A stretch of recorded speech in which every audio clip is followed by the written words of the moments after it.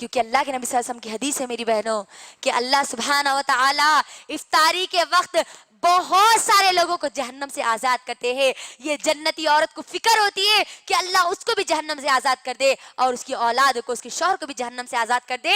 اسی لیے وہ افطاری سے 1 گھنٹہ پہلے اللہ سے دعائیں کرتے ہوئے بیٹھ جاتی ہے، اپنے افطار کی تھالیوں کو سجانے کے لیے یا چکن مٹن بنانے کے لیے یا پھر مرچی بھجیے پکوڑے بنانے کے لیے اپنے وقت کو یہ برباد نہیں کرتی. اللہ سے خوب دعائیں کرتی ہے، رو رو کر گڑ گڑا کر اللہ سے دعائیں کرتی ہے. کیونکہ اللہ سبحانہ و تعالی ایک روزے دار کی افطاری کی جو وقت جو دعا کی جاتی ہے اللہ اس دعا کو قبول کرتے ہیں. یہ جنتی عورت اپنے رمضان کو ایسے گزارتی ہے. مغرب کی نماز پڑھ لیے، اس کے بعد فوری عشاء کی فکر ہوتی ہے، عشاء کی نماز پڑھ لیے، تراویح کو ادا کر دیے، اس کے بعد پھر وہی سحری کی تیاری میں لگ جاتی ہے، سحری کی تیاری کر کے وہ سو جاتی ہے. یہ ہے میری بہنوں ایک جنتی عورت کا رمضان. سوال کیجئے اب اپنے آپ سے، آج ہمارے پاس یہ بیکار لاپرواہ عورت جو اپنے رمضان کو گزار رہی ہے، یہ شوق جو آج ہمارے پاس بیکار اور لاپرواہ عورتوں میں ہوتا ہے، 1 دن 2 دن 3 دن رمضان آنے کا جوش ہوتا ہے، آنکھوں میں سرما لگا کر، چہروں پہ دوپٹہ اوڑھ کر بتاتی ہے کہ ہم روزہ ہے. وہی 15 رمضان کے بعد دیکھو، 15 رمضان سے لے کر آخری رمضان تک وہ بازار میں ایسی مصروف ہو جاتی کہ ان کا نوز پیس پورا ناک سے نیچے ہو جاتا. ایسا ہو جاتا آج ہمارے پاس ماحول میں. جنتی عورت اپنے وقت کو بازاروں میں برباد نہیں کرتی، لیکن آج ہمارے ماحول اور معاشرے میں 15 رمضان سے لے کر آخری رمضان تک ایک ڈریس کے لیے اللہ اکبر، چپل اور چوڑی کے لیے اپنے رمضان کو آپ چھوڑ رہی ہے، رمضان کی نعمتوں سے محروم ہو رہی ہے. غور کیجئے کیا ہو گیا آج. حال تو اتنا ہو گیا، اتنا برا ہو گیا کہ جس جگہ وہ شاپنگ کے لیے جاتی ہے نا، وہ دکان والے ان کو وہاں پر افطاری کراتے ہیں. دیکھ لیجئے کئی ایسے شو روم میں آپ کو بتا سکتی ہوں، دکان والے لا کر دیتے ہیں کہ اماں آپ روزہ ہے تو سحر افطاری کر لو. یہ حال ہو چکا ہے آج ہماری مسلمان عورتوں کا، مسلمان بہنوں کا اور ماؤں کا. کیا سمجھ کر آپ شاپنگ کر رہی ہے کہ آپ کو لیلۃ القدر مل گئی، آپ کو جنت کا سرٹیفکیٹ مل گیا، یا اللہ نے آپ کو کہہ دیا کہ تم عبادت کرو یا نہ کرو تم کو جنت میں جانا ہے، یہ سوچ کر ہم شاپنگ کرتی ہے. میری بہنوں یاد رکھنا، جنتی عورت کبھی بھی اپنے 1 سیکنڈ کے وقت کو برباد نہیں کرتی، اور لاپرواہ عورت کو تو قدر ہی نہیں ہوتی وہ وقت کی. رمضان کی اہمیت ہی اس کو معلوم نہیں رہتی، اس کو معلوم ہی نہیں رہتا کہ شب قدر کب ہے، کہاں ہے، اس کو کیسے تلاشنا ہے. آخری عشرہ تو پورا کا پورا بازار میں 15 دن، اللہ اکبر، 15 دن، صبح سے شام تک، رات کے 2 ڈھائی بجے تک دکانیں بھی کھلی ہوتی ہے نا. کیا ہو گیا آج ہمارے دلوں کو. یہ رمضان میرے اور آپ کے اندر میری بہنوں دلوں کی تبدیلی چاہتا ہے، ظاہری یا گھروں کی تبدیلی نہیں. یہ رمضان میری اور آپ کی زندگی میں آتا ہے دلوں کو تبدیل کرنے کے لیے. وہ دل جو اللہ سے غافل تھے ان کو اللہ سے جوڑنے کے لیے، وہ دل جو بے نمازی تھے ان کو نمازی بنانے کے لیے، وہ دل جو اس قرآن سے دور تھے ان کو قرآن سے جوڑنے کے لیے، وہ دل جس کے دل میں اللہ کا ڈر نہیں تھا ان کے دلوں میں اللہ کا ڈر ڈالنے کے لیے یہ رمضان میری اور آپ کی زندگی میں آتا ہے. لیکن میری بہنوں ہم اگر وہی لاپرواہ عورت کی طرح اپنے رمضان کو گزاریں گے تو پھر میں یہ نہیں سمجھتی کہ ایسے لاپرواہ عورت کی طرح رمضان کو گزارنے پر میری اور آپ کی مغفرت ہو سکتی ہے، میں اور آپ اللہ کو راضی کرنے والیاں بن سکتی ہے.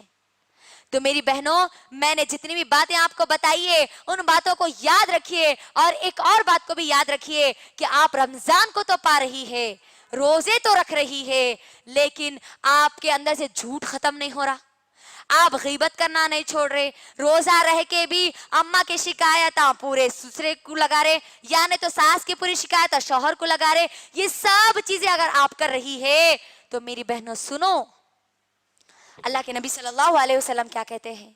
اللہ کے نبی صلی اللہ علیہ وسلم کہتے ہیں کہ وہ بندہ یا بندی جو جھوٹ بولنا نہیں چھوڑتی تو اللہ کو کچھ پسند نہیں ہے. اللہ کو پسند نہیں ہے کہ وہ کھانا پینا چھوڑ دے.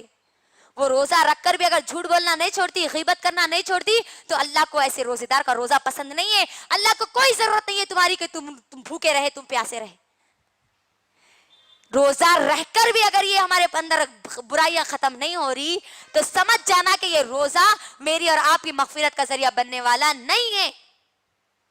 لہٰذا اپنے اندر یہ عہد کر لو, اپنے اندر یہ ارادہ مضبوط کر لو کہ چاہے کچھ بھی ہو جائے مجھے نہ جھوٹ بولنا ہے, نہ مجھے نمازوں کو چھوڑنا ہے, نہ مجھے اپنے وقت کو برباد کرنا, 1 سیکنڈ کا وقت بھی مجھے برباد کرنا نہیں ہے. اس بات کا عہد لے کے میری بہنوں یہاں سے اٹھو, کیونکہ ہم کو نہیں معلوم میری بہنوں, جو لوگ روزے چھوڑتے ہیں نا ان کے بارے میں بھی ہم کو سن لینا چاہیے. خاص طور پر مرد میری بہنوں اپنے شوہروں کو جا کے بولو, اپنے بھائیوں کو جا کے بولو, اپنے باپ کو جا کے بولو, اپنے بچوں کو جا کے بولو. جو لوگ آج اکثریت, مردوں کی اکثریت رمضان کے روزوں کو چھوڑ دیتی ہے. کیا کہتے ہیں, 3 چھوٹے روزے رکھ لیے نا تو 3 بڑے روزے رکھ لیں گے. چھوٹے اور بڑے روزے کون منائے؟ ہاں, ہمارے بابا بنائے یا ان کے بابا بنائے؟ چھوٹے اور بڑے روزوں کا کوئی تصور اسلام میں نہیں ہے. پورے کے پورے روزے مجھے اور آپ کو رہنا ہے, الا یہ کہ کوئی شرعی عذر کی وجہ سے ہمارے روزے چھوٹ جائے. تو آج ہمارے مرد حضرات, ہمارا باپ, ہمارا بھائی, ہمارا بیٹا, ہمارا شوہر اگر یہ رمضان میں جو روزوں کو چھوڑتے ہیں نا ان کو یہ بات جا کے بتلاؤ کہ روزہ چھوڑنے کا انجام کیا ہے. اللہ, صحیح ابن حبان کی حدیث ہے, اللہ کے نبی صلی اللہ علیہ وسلم کہتے ہیں کہ اللہ کے نبی صلی اللہ علیہ وسلم ایک مرتبہ سوئے ہوئے تھے.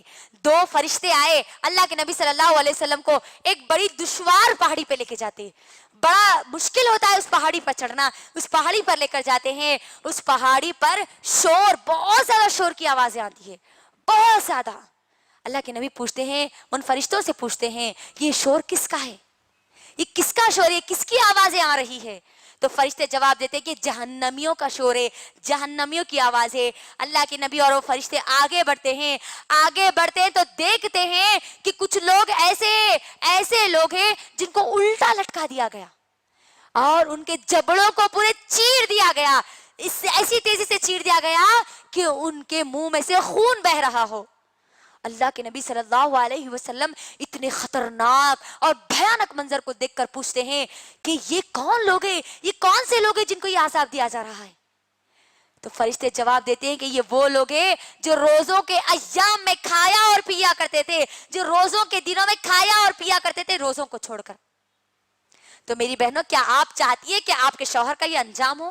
کیا آپ چاہتی ہے کہ آپ کی اولاد کا یہ انجام ہو؟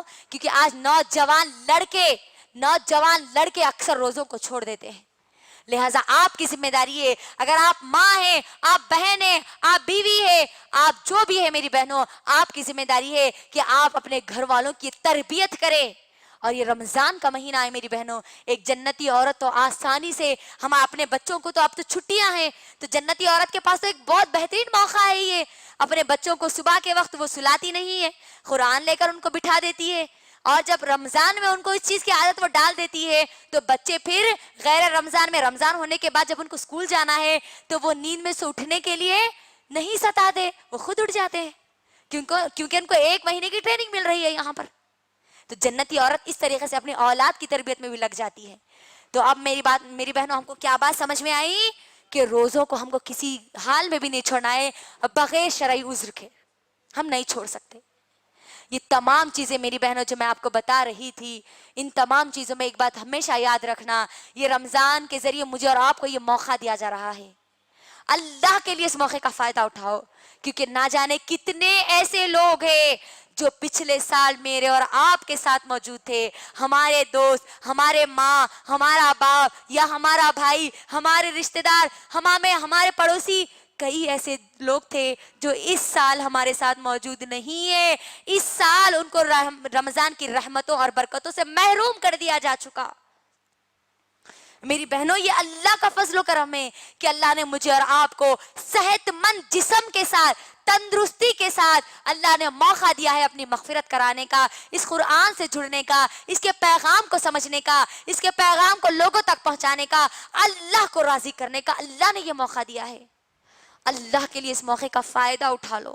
اس رمضان سے مکمل طور پر اللہ کی نعمتیں, برکتیں, سعادتیں اپنے دامن میں سمیٹنے کے لیے تیار ہو جاؤ. کچھ دنوں میں آنے والا ہے میری بہنوں یہ رمضان, میری اور آپ کی زندگی میں. کہیں ایسا نہ ہو کہ یہ رمضان میری اور آپ کی زندگی کا آخری رمضان ہو بھی سکتا ہے میری اور آپ کی زندگی کا یہ آخری رمضان بھی ہو سکتا ہے. اگلے رمضان میں اور آپ ہوں گے یا نہیں ہم کو نہیں معلوم بہنوں. ہو سکتا ہے یہ ہمارا آخری رمضان ہو، آخری رمضان ہو، آخری رمضان ہو. اسی لیے اللہ کے لیے اپنے اس رمضان کو آخری رمضان سمجھ کر خوب اللہ کی عبادت کرو. جو نکات میں نے آپ کو بتائے ان نکات کے مطابق تیار ہو جاؤ رمضان کے استقبال کے لیے، اس قرآن سے جڑنے کے لیے، اللہ کو راضی کرنے کے لیے، اپنی مغفرت کرانے کے لیے تیار ہو جاؤ میری بہنوں. کیونکہ یہ رمضان اللہ کے فضل و کرم سے ایک ایسا مہینہ ہے جس میں بھٹکانے والا شیطان بھی ہمارے ساتھ نہیں ہوتا. لیکن اس کے باوجود بھی اگر ہم بھٹک جاتی ہے تو گویا ہم خود، وہ شیطان تو نہیں ہوتا لیکن ہم خود شیطان بن کر یہ شیطانی عمل کر بیٹھتی ہے.